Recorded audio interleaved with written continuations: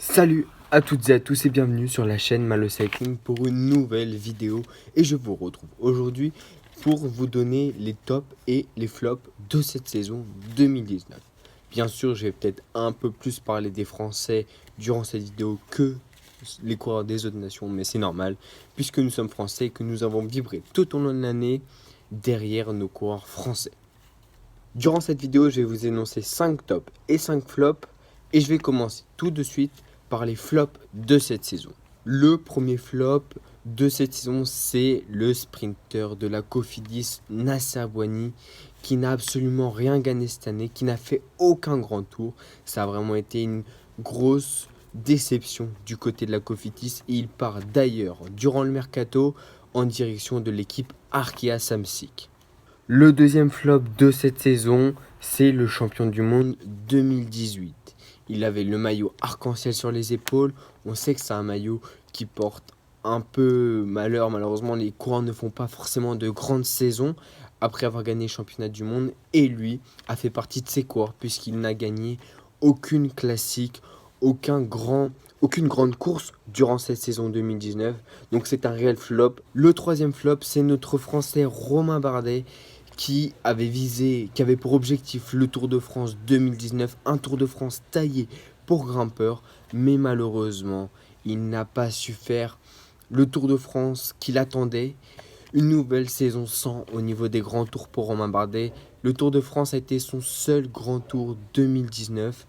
Et voilà, ça a été une déception, surtout que durant les classiques ardennaises, il n'a fait qu'une bonne place sur l'Amstel Gold Race. Donc, grosse déception du côté du clan de l'AG2R La Mondiale et du côté du vice-champion du monde 2018. Le Tour des Flandres est la course flop de cette année 2019 parce que vraiment, voilà, on attendait une grande bataille entre les favoris, on attendait un Wout van Aert déchaîné, un Mathieu van der Poel qui se battrait avec les spécialistes des classiques pavés et malheureusement ça n'a pas été ça. Mathieu van der Poel a chuté, donc voilà, grosse déception pour lui. Il n'a pas pu s'exprimer comme il voulait. Et puis ensuite, il n'y a pas eu la bataille qu'on attendait, pas du tout. Malgré la belle victoire de Bettiol, de l'équipe Education First. Voilà, c'était une déception ce Tour de Flandre. Et mon dernier flop, c'est de nouveau un monument, c'est le Tour de Lombardie. Et oui, effectivement, cette année, les tours pour les monuments ne sont pas de grandes réussites. Le Tour de Lombardie qui, lui, on attendait aussi une très très grosse bataille entre les favoris. C'est Bocco qui a gagné la course. Donc certes, c'est très très bien pour lui. Il mérite amplement cette victoire, mais la bataille attendue entre les favoris n'a pas eu lieu. Primož Roglič, Bernal ou encore Alejandro Valverde n'ont pas été à la hauteur de l'événement. Donc voilà, malheureusement, c'est une déception. Maintenant, je vais passer au top de cette saison. Et je vais commencer par le dernier top, parce que autant aller crescendo. Donc mon cinquième top, Warren Barguil est revenu cette année au niveau qu'il avait atteint en 2017. En 2018, c'était totalement une année sans. Et en 2019, le retour de Warren Barguil qui commence avec un championnat de France exceptionnel, avec une victoire au sprint durant ce championnat de France. Et le maillot de champion de France, il l'a très très bien porté durant le Tour de France avec une 10e place au classement général. Alors qu'il ne jouait absolument pas le classement général, il a fini à la 10e place. Donc bravo à lui, il a été de l'avant, il a été offensif. Warren Barguil durant ce Tour de France, il a montré le maillot de champion de France. Donc bravo à lui pour cette renaissance après une année 2018 très très compliquée. Le top au pied du podium, c'est le top de Philippe Gilbert avec un 4e monument Paris-Roubaix. Très très belle victoire de Philippe Gilbert qui a totalement dominé son sujet durant ce monument, l'Enfer du Nord. Donc voilà, maintenant des 5 monuments, il en a gagné 4. Il ne lui manque plus que Milan-San Remo. Donc on espère qu'en 2020, il remportera ce 5e et dernier monument qui le ferait entrer dans une nouvelle dimension. La 3e place du podium est prise par le jeune et talentueux Remco Evenepoel, le petit Belge à seulement 19 ans. Il termine champion d'Europe du contre-la-montre, remporte la Classica de San Sebastian et aussi arrive à terminer 2e au championnat du monde de contre-la-montre derrière un super Juan de Nice. À la 2e place de ces tops, il y a... Alors c'est particulier parce qu'en fait, c'est un regroupement de choses. faut savoir que les Français cette année ont réussi à s'imposer sur les 3 grands tours. Sur le Giro, c'est Arnaud Démare et Nico Denz qui se sont imposés. Sur le Tour de France, on sait très bien, c'est Thibaut Pinot et Julien Alaphilippe. Et sur la Vuelta, c'est Rémi Cavagna de l'équipe de Koenig Quick-Step qui a réussi à s'imposer. Donc voilà, c'est une très très bonne performance de la part des Français. Ça arrive très rarement que les Français s'imposent sur les 3 grands tours de cette manière-là.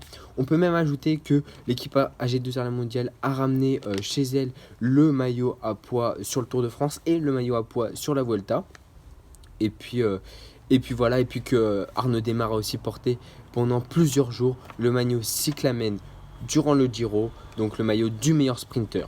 Donc voilà, très très belle performance de la part des Français sur les grands tours. Donc bravo à eux et bravo aux équipes françaises qui ont très très bien réussi leur grand tour malgré qu'il n'y ait pas de podium à la fin.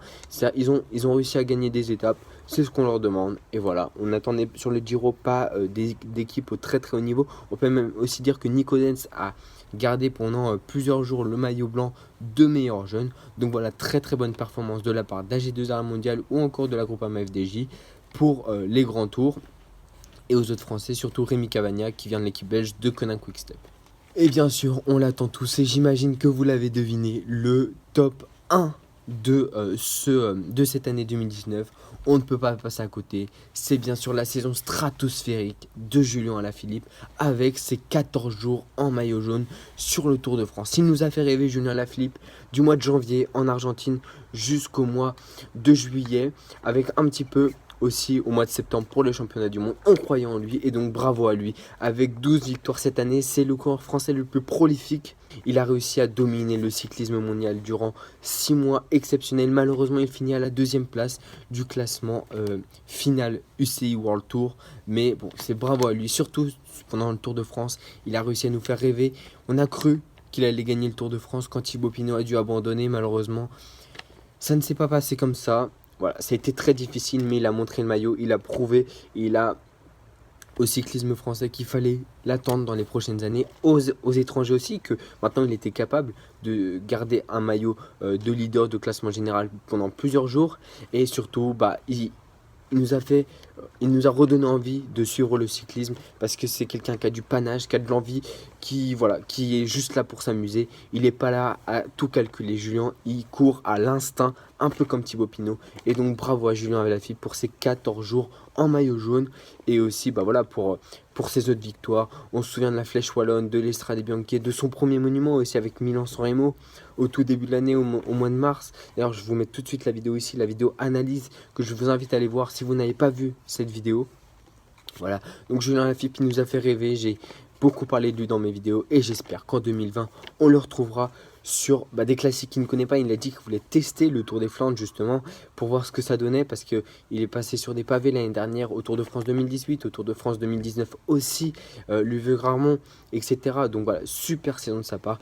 Et en 2020, on l'attend pour des nouveaux monuments comme le Tour des Flandres, les Jeux Olympiques, les Championnats du Monde. Je pense pas trop l'attendre sur le Tour de France parce que voilà c'est fatigant. Et puis s'il veut performer aux Jeux Olympiques et aux Championnats du Monde, faut pas qu'il se focalise sur le Tour de France ou alors un maillot distinctif.